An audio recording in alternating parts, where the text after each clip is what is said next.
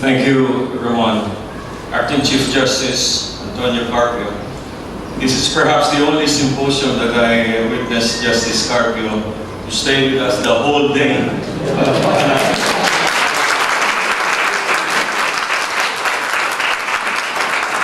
I can only suspect that he is a map collector, which he is, because he had a first exhibit of maps at De La Salle. I want to greet my partner, also Carlos Madrid, but the perfect collaboration between your institute, Spanish in character and origin, and our institute, Filipino in nation. But most especially as well, I want to thank the distinguished speakers. You know, the source of information and insight, the quality of the insights that we bring home today really came from long years of studies and research of Tom, of Ahmed, of Chief Justice Antonio Carpio, of Carlos Velarde, of our Navy historian Camacho, first Camacho of UAP, and also Jim. Exactly like what Pedro Murillo Velarde is. He's not really a cartographer. I make live streaming today. The whole world could watch us because it is being live streamed, but I cannot be called a live streamer. I think cartography is just the end product. It's the media. It could be a short film, it could be TV, it could be a book. Cartography is a piece of paper, but what is in it? He has put everything he knew as a lawyer, as a Jesuit, as a Loareño, as a member of the family, of a distinguished family. And that piece of paper and the books that he wrote are the representations, the reservoir, the repository of his genius that he shared to the world. I can only give you closing remarks based on my own journey. And you might come home and say, you have so much information, what do you want to do with it? And why? What for? You can Google them. I started as a friend of our acting Chief Justice. He told me there's a bidding, so I became a bidder. Then I became a winner of an auction. And then I became a donor. And with this series of events, I also evolved, and maybe I challenge you to find perhaps your own opening, your own channel as you connect to history, to maps, to the narratives that surround the maps. There will be one or two or three things that will catch your attention and will never let you go. Never let you go until all your answers or questions will be answered. And I evolved as a rainmaker. And I'd like you to be a rainmaker in a way, rainmaker from a social profit point of view. A rainmaker is defined as someone who brings customers to a business is just still half-baked. Well, you know, this topic is very esoteric. Who would care about 10 volumes of geography books? Who would care about a map of 300 years ago? If it were not connected to the West Philippine Sea, it would have been buried just somewhere. But your own journey into this exercise is key, as it was to mine. When I got the map, I knew it was never mine to begin with. I don't own it. I may have paid 13 million for it. And here in Town Harbor, that the Queen Isabella paid 4,000 francs. And, oh, I'm very happy. The Americans paid $10 million for their map. Oh, I'm very happy. We only paid 13 million pesos. And that sense of ownership is like that word in Korea. I'm going to Korea 2 weeks from now. It's called aja. You fight. You know, that spirit of owning something, of being able to not only own in terms of personal possession, but own an idea, own a principle, own a moral argument. As this map is to me, it is a moral compass. Maps are always a moral compass. It has to tell you the real north, the true north. And like any other belief that is morally permissible, it is subject to scrutiny all the time.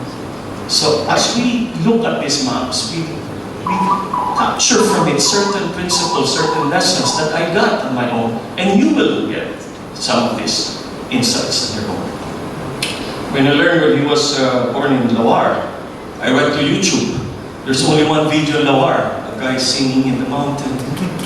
And I said, that right, I wrote them. I went to Facebook and I wrote them. I am Velarde.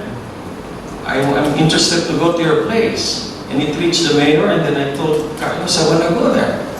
So I went there, but I said I want to go there and drive myself. I drove a total of 2,000 kilometers there, and I brought my mother pieces. But the 2,000 included Cadiz, Sevilla, Valencia. But my problem was I did it at night, and I passed through the north and went through around the mountain ranges. And I met I warn you, don't believe the sales pitch to go to Lawar if you are not ready to go there twice. Once you go there, it's like your idea of paradise or the valley. You drive down for an hour, you can swim in the Mediterranean, you drive up on the mountains and you can ski 6 months a year. And I fell in love with that place. Then my next trip, I brought my nephews. The first time I went there, I met the mayor, the vice mayor, the fireman, the restaurant owner. We walk in the street, and I think they thought I was a relative of Pedro. Everybody, just like a baby, or any man of any nationality, seeks connection, seeks roots. I think Spain, people of Lawar and people of the Philippines, I was looking for that root that binds us together. And many times it is not blood that binds us or ties us together. Although I look at the original, legitimate Murillo Velarde, palakpakan po natin, Valeriano Ramos. When I first saw him, I look at his face, and I look at mine in the mirror, trying to find some connection, and I knew either I shave my head or he grows his hair. But I have been treated by him like a true brother, and I made sure in the trip of this Spanish delegation, I wrote Carlos Viloria to bring my good friend, an extended brother, a brother by history, by common love of the Philippines. So he is here with us, Valeriano. So I end this message to you all, that all of these facts and information will all be useless if you don't find what catches you, because what catches you makes you. I followed a good friend of mine, but I disobeyed him. He told me to bid up to 5 million, and we will sell it at cost. But I said, my goodness, after the 5 million, there were 2 or 3 other guys. If you're here, I want to beat you up. Whether you have to raise it up to more than 5. But seriously, there are things you make, decisions you make. You have no reason exactly why you make them, but the decisions make you. So, with this map, our West Philippine Seas, our issue there, you might think we lost. Oh, no, we're so victorious. Thank you to Justice Carpet. We won the case in the office. And let not be misinterpreted or let not be confused fact. It is a fact that we won. In fact, 80% of that victory is now enforced by all the superpowers, the freedom of navigation. Of course, Justice Carpet won't talk to you about his success for the Philippines, but it is his advocacy that you and I, Ambet, all of us here, Jimmy, are involved in. But China issue is temporary. I think it will end. And what I've learned here is that we have to not only find ourselves, Filipinos will have pride for national identity and all the narratives there of heritage. That's one side. But I think what we should tell our children is that we only find our real selves if we reinvent ourselves. Invent yourself, don't find yourself. I tell this to my nieces and nephews. That's what Murillo Velarde did. Not just as Jesuit, also a lawyer. What a dangerous combination, you know? And he's an author, a geographer. So we tell the youth, as I end this statement, I will remind ourselves why I bought the map. Justice Cartography wanted every Filipino child to see the map and be proud of it. That's what we will tell the Filipino child. You reinvent yourself.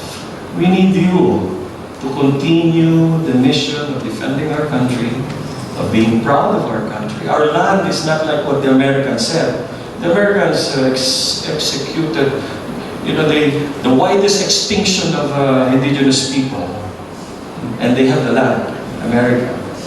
Our land is given to us by our Lord, so we have to fight and take care of it. So go home, and we have all the videos, speakers. The videos will be on YouTube.